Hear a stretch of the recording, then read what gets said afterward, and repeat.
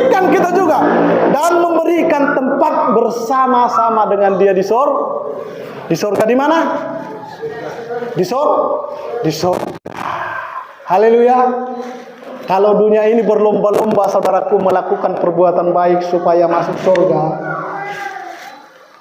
tapi firman Tuhan katakan bukan karena kebaikan kita untuk masuk surga, tetapi kasih karunia. Dan orang yang percaya kepada Yesus, orang Kristen pasti masuk surga. Bukan kata saya, tetapi firman Tuhan. Haleluya. Kita semua percaya pasti masuk surga? Coba lambaikan tanganmu, pasti masuk surga. Haleluya. Lewat firman ini kita pasti masuk surga. Haleluya. Beri kemuliaan bagi Tuhan. Haleluya. Haleluya. Seperti itu saya haus Tuhan. Begitu juga dengan hidup kami.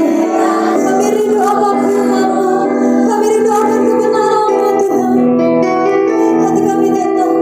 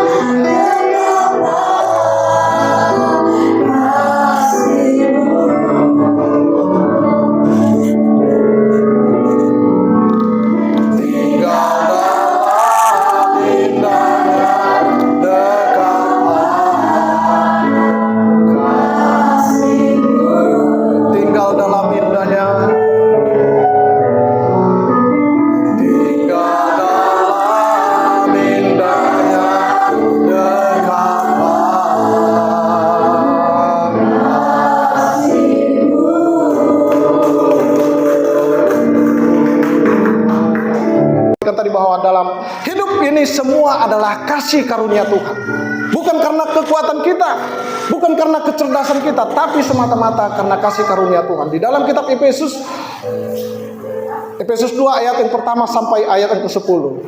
Mari kita baca saling ganti bergantian. Saya akan mulai ayat yang pertama, Bapak Ibu Saudaraku yang kasih Tuhan, ayat yang kedua sampai tiba pada ayat yang ke-10. Judul perikopnya adalah semua adalah kasih karunia. Saya akan baca ayat yang pertama. Kamu dahulu sudah mati karena pelanggaran dan dosa-dosamu. Ayat 2 Bapak Ibu.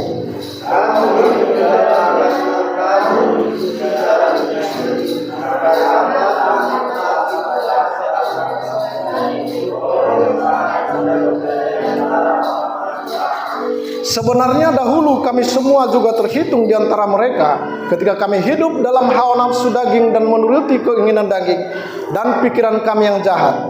Pada dasarnya kami adalah orang-orang yang harus dimurkai sama seperti mereka yang lain.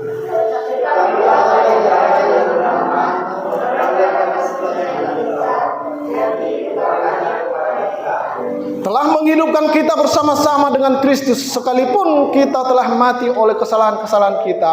Oleh kasih karunia kamu diselamatkan.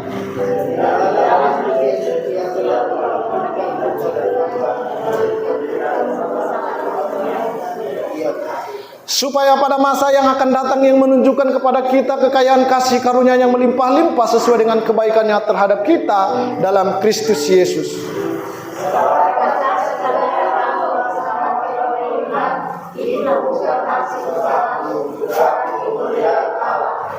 Itu bukan hasil pekerjaanmu. Jangan ada orang yang membegahkan diri. Sama-sama ayat 10 saudara yang kasih Tuhan. Karena kita ini buatan Allah, diciptakan dalam Kristus Yesus untuk melakukan pekerjaan baik yang dipersiapkan Allah sebelumnya. Ia mau supaya kita hidup di dalamnya. Bapak Ibu saudaraku yang dikasihi Tuhan, kita tahu bahwa penulis daripada kitab ini adalah Rasul Paulus yang ditujukan kepada jemaat Efesus yang terdiri dari orang-orang non-Yahudi dan orang Yahudi. Ditulis pada tahun sekitar 60 atau 62 Masehi saat Rasul Paulus ada di penjara.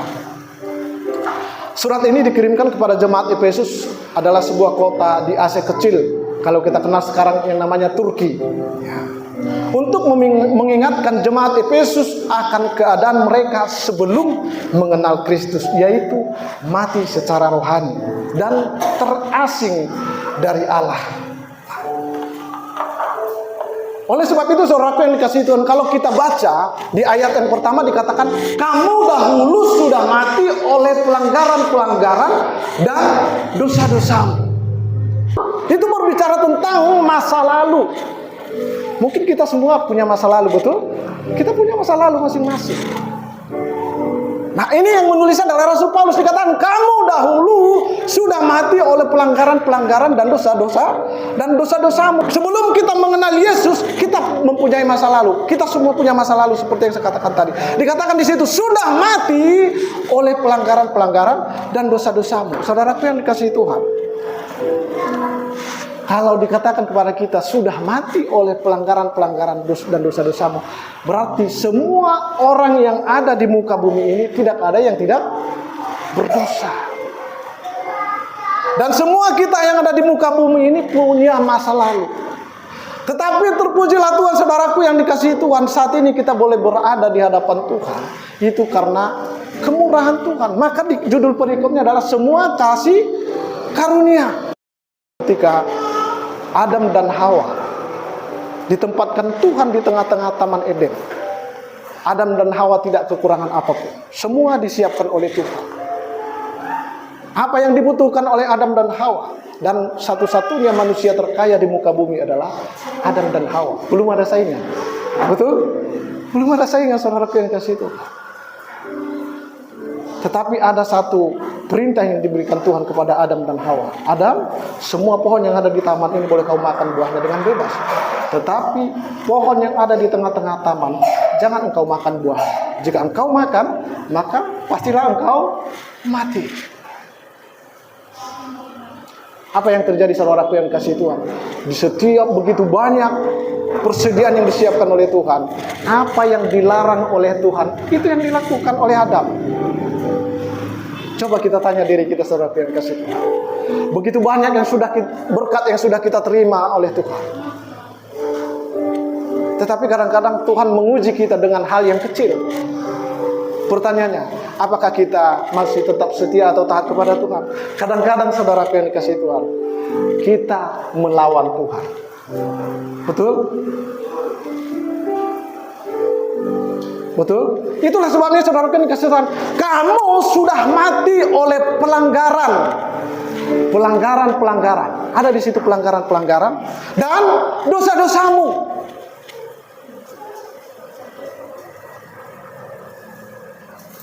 Di mata Tuhan, dosa kecil atau dosa besar tidak ada bedanya, sama. Mau mau mencuri ayam, mencuri kerbau, dosanya sama, tidak ada bedanya. Itu terjadi kenapa, saudara? Itu akibat daripada dosa. Dosa itu beranak cucu terus sampai sekarang ini.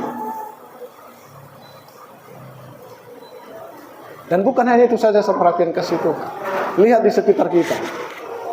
Ya. Kenapa mereka mengusik ketika kita beribadah? Kenapa mereka tidak senang ketika kita mengadakan ibadah? Itu karena mereka masih dalam keadaan mati. Mereka adalah orang-orang yang belum mengenal Yesus. Maka itu dikatakan, kamu dahulu sudah mati.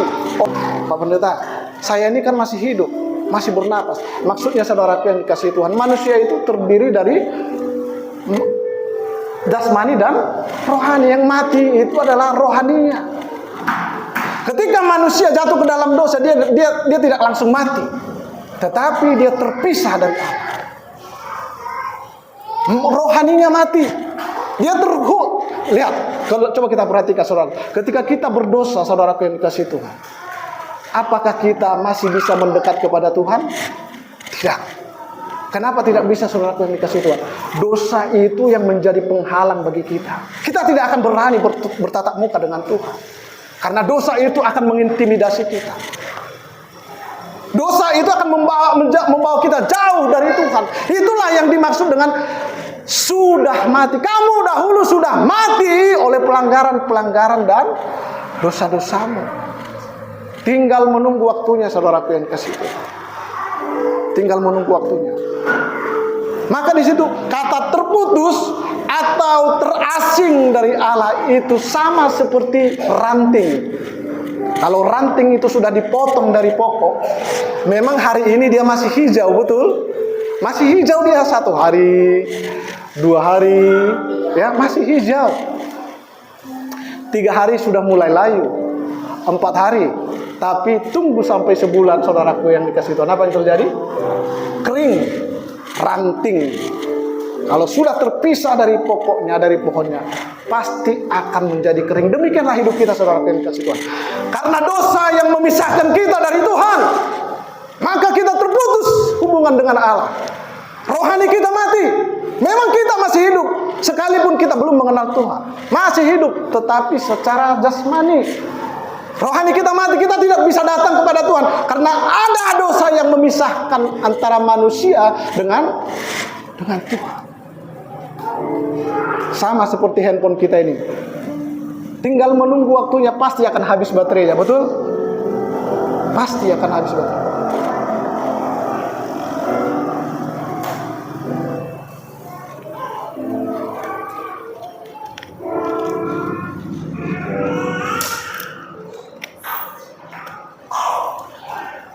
Itulah sebabnya saudaraku yang dikasihi Tuhan, Tuhan mengaruniakan anaknya yang tunggal supaya, karena Tuhan begitu mengasihi kita, Tuhan tidak ingin kita binasa.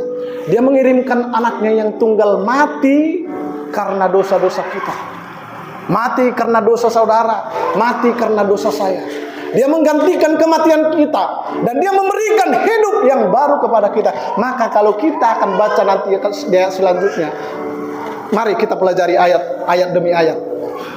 Lihat saudaraku yang dikasihi Tuhan, kalau yang dikatakan ayat yang pertama, kita itu sama seperti ranting, pasti akan menjadi kering ketika kita jauh daripada Tuhan. Itulah posisi orang yang berdosa. Di ayat yang kedua dikatakan seperti ini.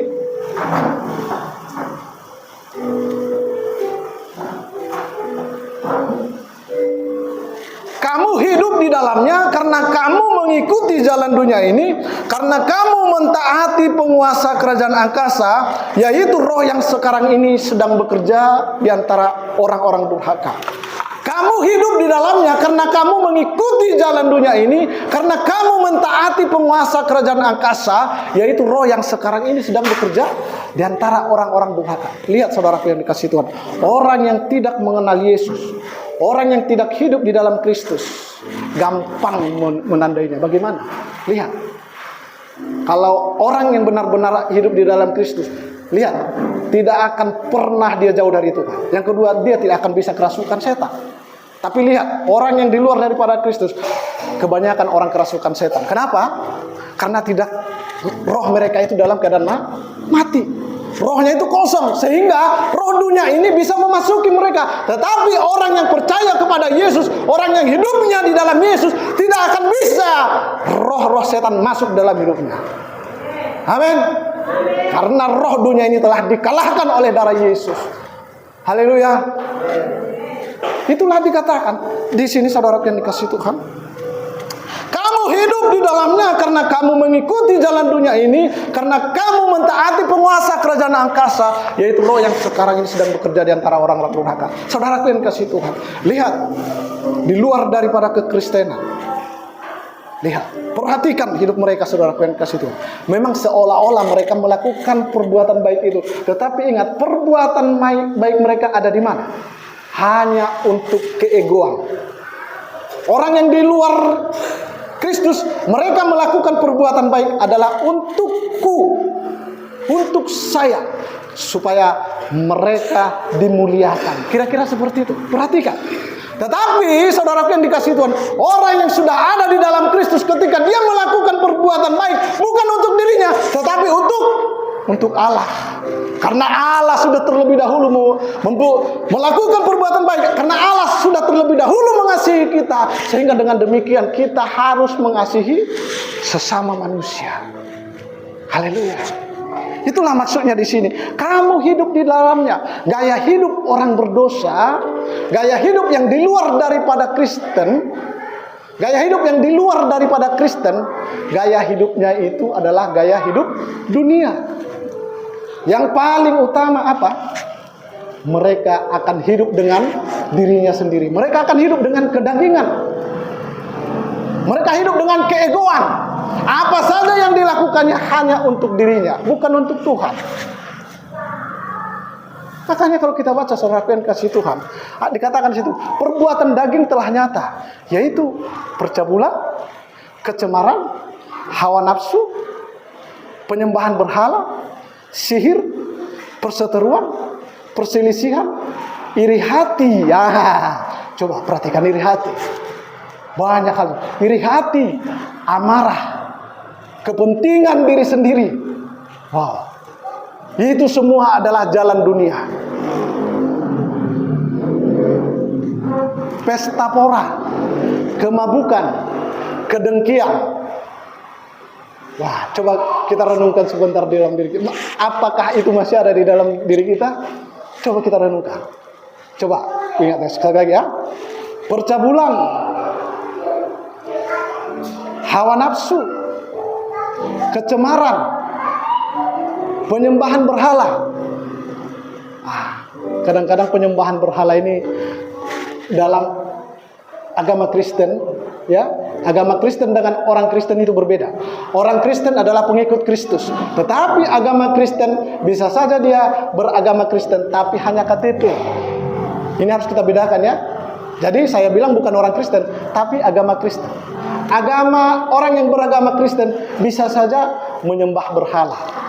Buktikan nanti ketika mereka ada di tengah-tengah ujian, di tengah-tengah penderitaan, di tengah-tengah masalah, kemanakah dia akan pergi? Itu nanti akan teruji. Karena setiap orang yang percaya kepada Yesus akan diuji. Sedangkan beribadah saja pun kita diuji, betul? Apalagi dalam hidup ini. Bukan berarti ketika kita ikut Yesus kita semuanya lepas dari semua itu. Tidak, kita masih hidup di dunia ini, saudaraku yang kasih Tuhan. Kita tidak bebas dari itu. Maka dikatakan kita ini seperti domba di tengah-tengah serigala. Bahaya, betul. Bahaya nggak? Bukan bahaya lagi. Emergensi. Kalau dia rumah sakit udah harus masuk IGD ini. Silat-silat sedikit, selesai. Betul? Oh, ada orang Batak di sini? Nggak ada ya? Nggak ada ya? Oh, cuma saya sendiri. Kalau bahasa Bataknya, holas salah makatai putus. Salah kita ngomong, selesai. Betul? Coba buktikan. Salah ngomong saja, selesai kita. Makanya hati-hati kita, saudaraku yang dikasihi Tuhan. Itu buktinya kita masih hidup di dunia. Tetapi saudaraku yang dikasihi Tuhan, sekalipun kita seperti domba di tengah-tengah serigala, terpujilah Tuhan, sampai hari ini Tuhan tidak pernah meninggalkan kita. Amin. Tuhan memberikan Roh Kudus-Nya kepada kita. Dia menghibur kita di tengah penderitaan kita. Dia menemani kita di tengah kesusahan kita. Dia tidak pernah meninggalkan kita. Hingga sampai saat ini saudaraku, kita boleh berdiri di tempat ini. Haleluya. Roh Kudus yang menuntun kita, Roh Kudus yang menyertai kita, sehingga kita boleh memuji menyembah Tuhan saat ini di dalam roh dan kebenaran. Haleluya. Ayat yang ketiga saudaraku yang kasih Tuhan, sebenarnya dikatakan seperti ini. Sebenarnya dahulu kami semua juga terhitung di antara mereka. Ketika kami hidup dalam hawa nafsu daging dan mengikuti keinginan daging serta pikiran kami yang jahat. Ini Rasul Paulus menulis, dikatakan sebenarnya Rasul Paulus itu adalah rasul. Bayangkan, rasul saja pun mengaku bahwa sebenarnya dahulu kami semua itu para rasul juga terhitung di antara mereka. Artinya kami juga sebelum mengenal Yesus, kami sama seperti orang dunia ini, hidup dalam kedagingan, hidup untuk keegoan, hidup untuk diri sendiri. Begitulah kehidupan Rasul Paulus sebelum mengenal Yesus. Tetapi apa yang terjadi saudaraku yang dikasihi Tuhan? Ketika dia mengenal Yesus, apa yang terjadi? Hari ini boleh kita baca kitab Efesus ini, tulisan daripada Rasul Paulus. Dan ini ditulis saudaraku bukan di hotel, tetapi di penjara. Dia sedang di penjara di Roma. Bayangkan, dia lagi di penjara di Roma, bisa menulis surat dia. Nah, berbeda dengan kita. Kalau kita di tengah-tengah penderitaan, kemana pergi? Hah? Kalau orang dunia, dia bisa pergi ke kuburan, dia meminta tolong sama nenek moyangnya, betul? Bisa dia pergi ke dukun di bukit-bukit sana. Tetapi lihat orang yang sudah mengenal Yesus, orang sudah berjumpa dengan Yesus, apa yang terjadi saudaraku? Karena dia mengenal bahwa semua adalah kasih karunia, dia datang kepada Tuhan. Di tengah-tengah penderitaan dia boleh menjadi berkat. Di penjara pun dia boleh menjadi berkat. Haleluya. Saya rindu kita semua, apapun masalah kita, apapun di dalam hidup kita yang sedang terjadi, pergumulan kita boleh menjadi berkat. Haleluya. Sama seperti Rasul Paulus. Selanjutnya, saudaraku yang kasih Tuhan, dikatakan seperti ini. Sebenarnya dahulu kami semua juga terhitung di antara mereka ketika kami hidup dalam hawa nafsu daging dan menuruti keinginan kami serta pikiran kami jahat. Pada dasarnya kami adalah orang-orang yang harus dimurkai. Jadi saudaraku yang dikasih Tuhan, perlu kita ingat bahwa orang yang di luar daripada Yesus itu adalah orang-orang yang dimurkai. Kenapa dimurkai saudaraku yang dikasih Tuhan? Karena Yesus yang datang dari sorga. Tetapi manusia yang masih ada di dalam dosa tidak mau percaya, tidak mau menerima. Padahal dikatakan akulah dia. Tetapi manusia tidak percaya. Sehingga orang yang tidak percaya kepada Yesus dikatakan engkau akan mati dalam dosa-dosa. Jadi kata dimurkai di sini adalah terpisah dari Allah, jauh dari Tuhan. Dimurkai di sini adalah dia akan mati di dalam dosa-dosa.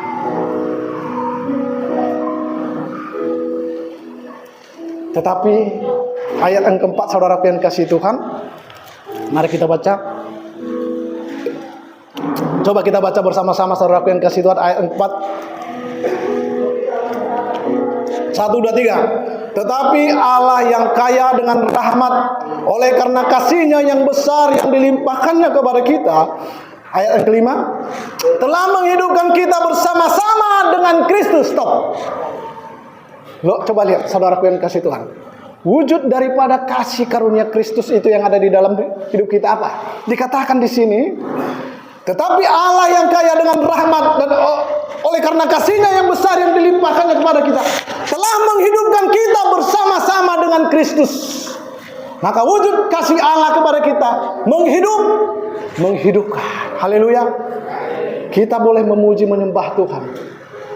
Itu semua karena roh kita sudah dihidupkan oleh Tuhan. Haleluya. maka pasti akan berbeda. Orang menyembah dengan daging dan orang menyembah dengan roh. Akan terbukti saudaraku yang dikasih Tuhan. Tapi coba rasakan saudaraku yang dikasih Tuhan. Ketika kita memuji menyembah Tuhan, menyembahlah di dalam roh. Kenapa? Karena roh kita sudah dihidupkan. Itu dihidupkan kenapa? Karena penebusan Yesus di atas kayu salib. Dia telah menebus kita dari dosa-dosa kita dan memberikan hidup yang baru di dalam Yesus. Maka dikatakan di dalam 2 Korintus, ya. Apa dikatakan? Bahwa orang yang percaya, yang sudah percaya kepada Yesus, dia adalah ciptaan baru. Yang lama sudah berlalu, sesungguhnya yang baru sudah datang. Jadi saudaraku yang dikasih Tuhan, poin yang pertama, wujud daripada kasih Kristus adalah menghidupkan.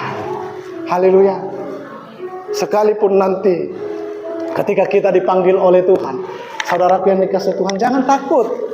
Karena semua yang hidup pasti akan mengalami kematian.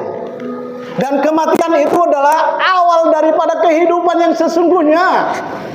Kita tidak perlu takut saudaraku yang dikasih Tuhan. Karena Yesus yang kita kenal, yang kita sembah hari ini, telah menghidupkan roh kita. Dan ketika kita mati, kita dipanggil oleh Tuhan, kita akan ada bersama-sama dengan Bapa di sorga. Haleluya.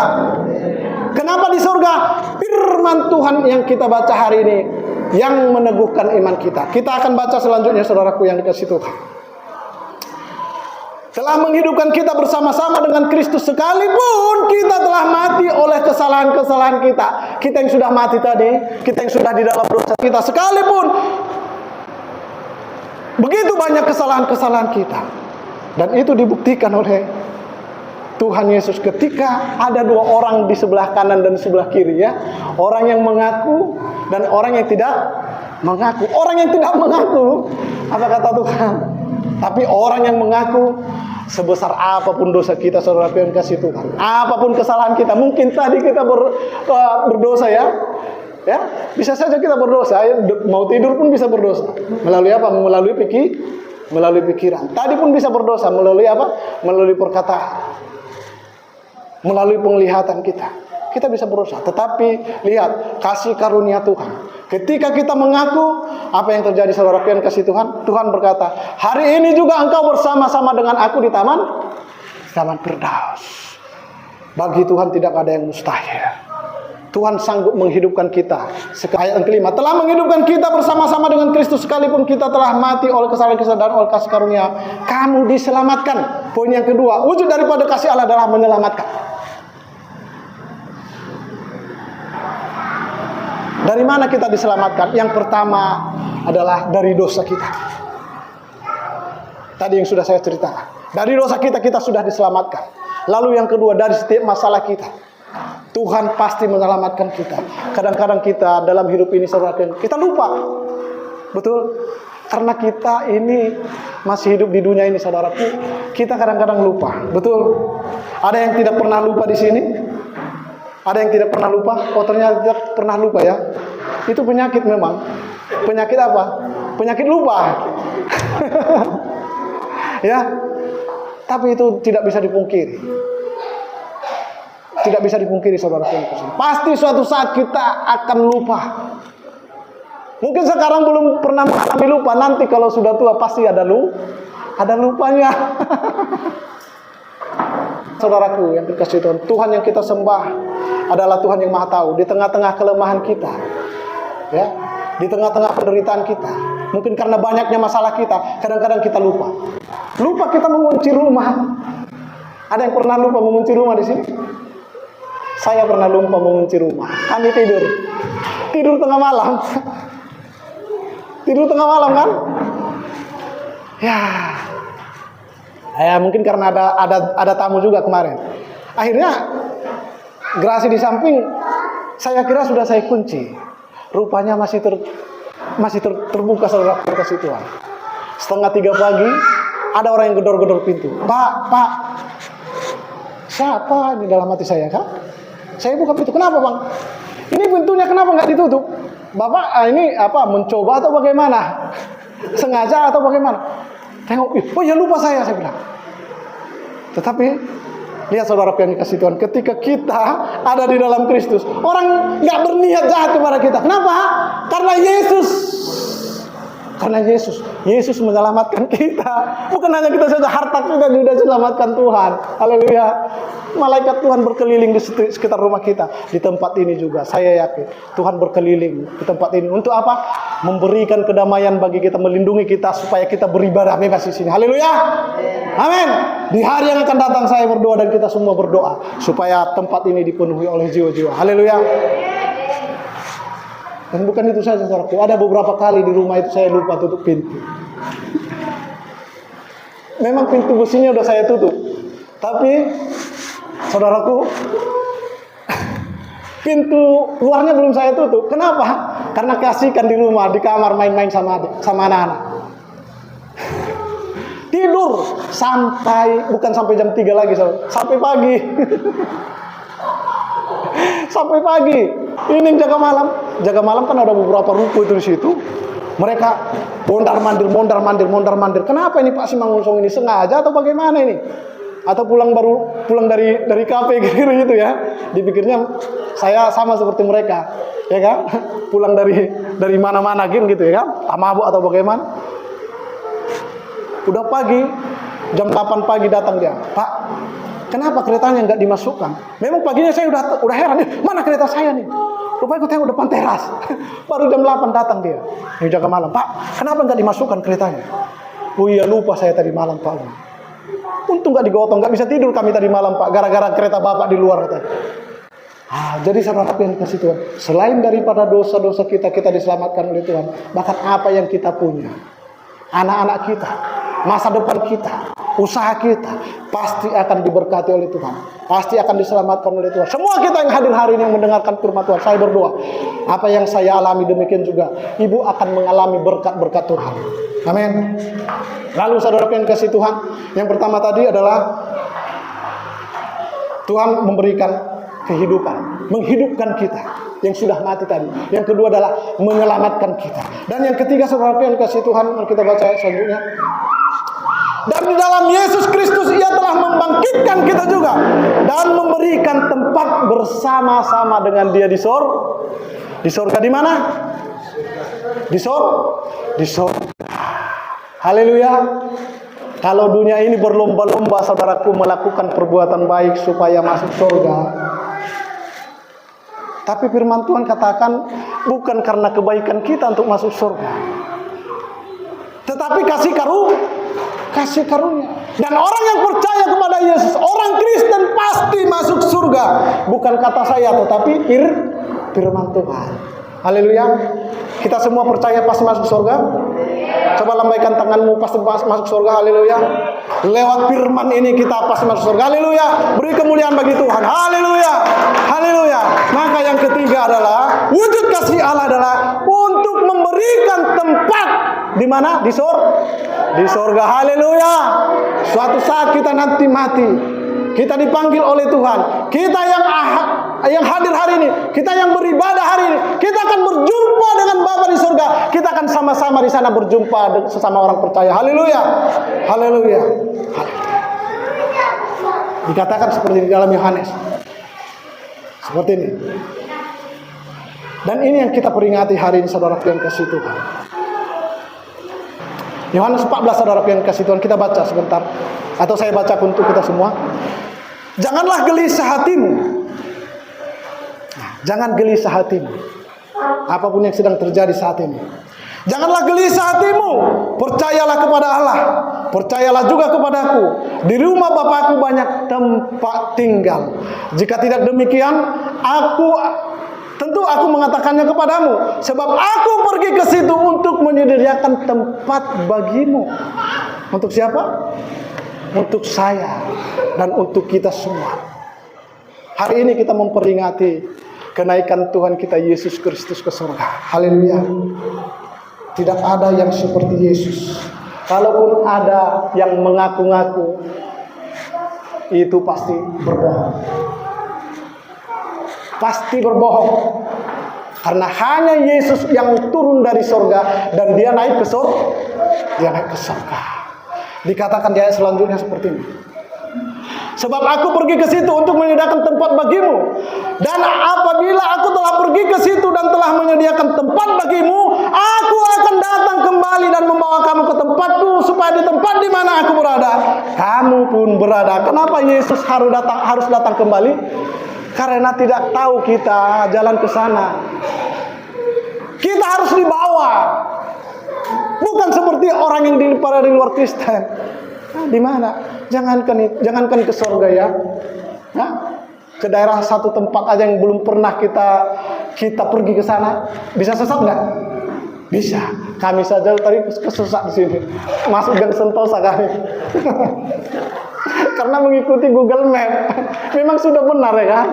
Tapi nggak saya perhatikan memang GBI-nya di sini. Nggak saya perhatikan karena saya fokus cari mana ini jalan. Saya fokus ke map. Akhirnya kami dituntun ke Gang Sentosa. Akhirnya, waduh di mana ini Christian? Saya telepon Bapak. Di mana tempat? Oh Bapak sudah kelewatan. Akhirnya saya mundur lagi. Jumpalah tempat ini. Dan kita hari ini boleh beribadah bersama-sama. Haleluya. Mari angkat tanganmu saudaraku. Amin.